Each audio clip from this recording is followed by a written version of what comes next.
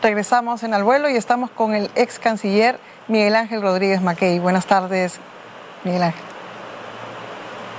Paola, ¿Qué tal? gracias por la invitación. Buenas tardes. Buenas tardes. Bueno, mi primera pregunta es, ¿qué ha pasado en Guatemala y qué podría pasar, digamos, en nuestros países, dado que hasta el final, hasta las 12:20 de la noche, recién pudo asumir Bernardo Arévalo como presidente, dadas las, digamos, las demoras que se hicieron en el Congreso, en donde tuvieron al rey de España, ni más ni menos, esperando que se dé la investidura del presidente para poder darle la foto oficial y el saludo? Fíjate, Paola, creo que el caso de Guatemala grafica cómo el frente interno del nivel político no llega a concretar una madurez política. Como muy bien has dicho, con invitados y todo, Arévalo no podía asumir la presidencia. Ha habido sectores recalcitrantes que no han querido que el presidente Arévalo asuma el mandato establecido en la Constitución política. Entonces, Guatemala es, fíjate, hay que decirlo de esta manera, conjuntamente con Nicaragua, con Honduras y El Salvador, aunque El Salvador poco a poco empieza a desligarse, los cuatro países más vulnerables, más, digamos, inestables políticamente de América Central. Digo que el caso de El Salvador, que empieza a salir de ese grupo por la performance que ha venido desarrollando el presidente Bukele, pero el caso de Guatemala en verdad ha preocupado mucho. Hay que respetar, Paola, la voluntad popular. Si la voluntad popular que expresa el pueblo no se materializa al suelo, entonces el concepto de democracia que hemos aprendido como enorme legado de la Revolución Francesa del 14 de julio de 1789. Una de las cosas que también era preocupante en esas horas era el peligro de una guerra civil, porque tenías a un grupo de indígenas esperando en la puerta del Congreso y tenías a presidentes como Gustavo Petro, el presidente de Chile, Gabriel Boric, y todos preocupados porque sienten, sobre todo los sudamericanos, que en nuestros países podría pasar algo similar. ¿Cómo se puede hacer para que esto no se repita en Sudamérica, Miguel Ángel?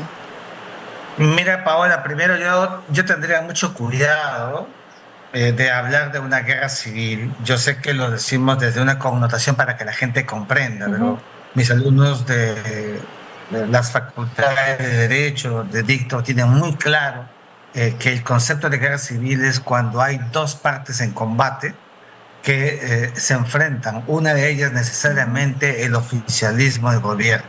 Pero lo que tú dices en el fondo, lo que está graficando es la gravedad de una eventual convulsión social interna, que es distinto a una guerra civil. Pero la convulsión social sí, coincido plenamente contigo, en que puede producir un efecto dominó en países de América del Sur, y allí tendríamos que incluirnos nosotros y otros más que vivimos, como Ecuador también, marcos, Paola, de enorme inestabilidad, donde campea de un lado la inseguridad ciudadana y de otro la inestabilidad política. Saca de esas dos variables una ecuación simple nada más y no compuesta, y el resultado se llama un estallido social que pone al país de cabeza, incluso próximo a convertirse en una suerte de cuasi estado fallido,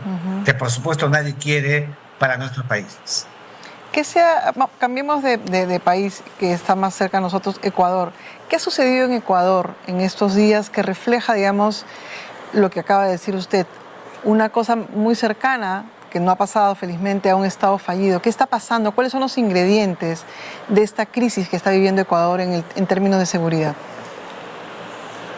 Mira, Paola, tu pregunta es central y como muy bien dices, esos ingredientes que van forjando esa comida explosiva en Ecuador son, de un lado, el hecho mismo de que los gobiernos de turno en Ecuador jamás se han preocupado por una verdadera política de Estado de seguridad ciudadana, seguridad interna. El narcotráfico ha ido ingresando progresivamente en Ecuador y quiere el narcotráfico, el sicariato, volver a Ecuador un narcoestado. Cuidado con eso. El gobierno de Correa en su momento, de Lenín Moreno, incluso el de Guillermo Lasso, no estuvieron, a mi juicio, a la altura para ponerle coto. Y entonces, claro, a la luz de lo que pasó la semana pasada con la fuga de Fito, este delincuente avesado, inmediatamente se creó una zozobra en el país y el gobierno del presidente Daniel Noboa declaró un conflicto armado interno.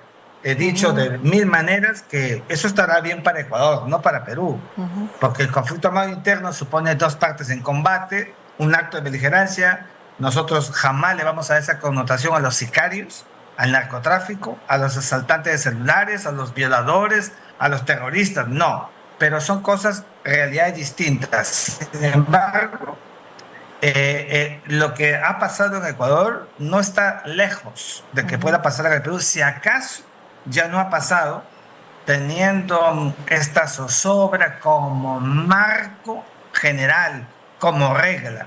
La zozobra que hackea al gobierno buscando evidentemente que esta vulnerabilidad domine el escenario político, el escenario social de un país.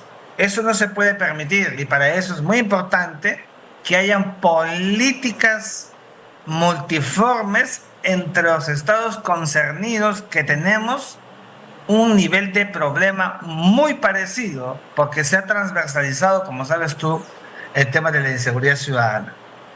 Va a haber un encuentro entre los cancilleres de Ecuador, Colombia, Perú, porque tienen que ver, digamos, regionalmente este problema.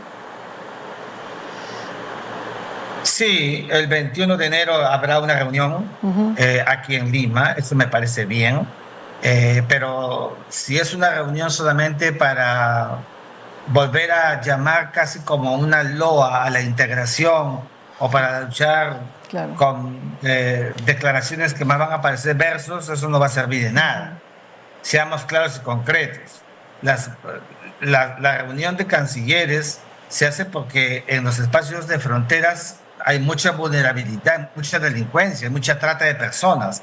Pero, por el amor de Dios, Paola, el problema central de la inseguridad ciudadana es intraestatal, es hacia adentro. Cada país resuelve su problema según sus necesidades y según los criterios que tenga delante. Mira lo que está haciendo El Salvador. El presidente Bukele decidió una política interna agresiva, si quieres, contra las maras y ahí están los resultados. Entonces, pero el tamaño de El Salvador, pues, es, o sea, comparado con Perú, con Colombia, es incomparable. Estamos hablando de que desgraciadamente tenemos tamaños diferentes y problemas más complejos que lo que se pasa en El Salvador, ¿no? Fíjate, Paola, siempre escucho que dicen eso de que los tamaños son distintos. Es que el sicariato, el narcotráfico, no es solo un tema de tamaño, sino es un tema de fondo. El nivel del peligro puede ser feroz en un país pequeño, mucho más que un país grande. Tenemos que mirar el asunto como un asunto de fondo y de Estado. El problema es que no lo vemos. Aquí, por ejemplo, en el Perú se decide el estado de emergencia, fíjate tú, la Constitución dice que en un estado de normalidad de cosas, el orden interno está a cargo de la Policía Nacional. Resulta que hay un régimen de excepción y ese régimen de excepción declara estado de emergencia y la Policía Nacional sigue teniendo el control interno del país. Eso está muy mal. Si es un régimen de excepción, ya no debería ser la Policía Nacional, sino las Fuerzas Armadas, donde la policía ayuda a las Fuerzas Armadas y no al revés.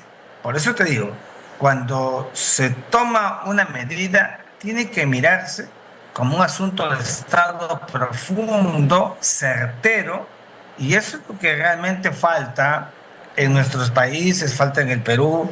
Y por eso es que la inseguridad ciudadana sigue ganando espacio, sigue ganando adictos, y mientras tanto la inversión foránea se detiene. Nadie quiere invertir en un país donde al salir del aeropuerto lo van a asaltar al taxi o le van a quitar el celular mientras habla por teléfono. Tenemos que mirar el tema como un asunto de Estado en su mayor profundidad. Si así no se hace, no encuentro un mayor escenario promisorio para el país en esta etapa. ¿Qué temas claves tienen que estar en este encuentro del próximo 21 de enero, Miguel Ángel? Mira, Paola, yo creo que sería interesante que, a la luz de lo que he venido sosteniendo, de que el Perú se retire de la Corte Interamericana de Derechos Humanos, que denuncie el Pacto de San José de Costa Rica para aplicar la pena de muerte, y he sostenido que no hay que quedarnos sin supranacionalidad. Bueno, esta reunión puede ser muy importante para que los países y sus cancilleres, sabiendo que existe un tribunal andino de derechos humanos, pudieran, un tribunal andino, pudieran pensar en uno de derechos humanos que no hay. Y entonces tendríamos supranacionalidad. ¿Sabes cuántos menores de edad, niñas, niños, mujeres son ultrajados todos los días y prácticamente se ha vuelto la impunidad como regla? Eso tenemos que evitarlo. Los cancilleres podrían reflexionar sobre la necesidad de configurar un mecanismo supranacional, subregional, andino, de una sala o una corte de derechos humanos como la tiene la Unión Europea, como la tiene África o como la tiene el mundo asiático. Solamente es cuestión de querer para tomar decisiones profundas, Paola. El ex canciller Miguel Ángel Rodríguez Mackey estuvo en El Vuelo. Muchísimas gracias por la entrevista y hasta la próxima. Gracias, buenas tardes con ustedes. Vamos a una pausa y regresamos con Facundo Choque.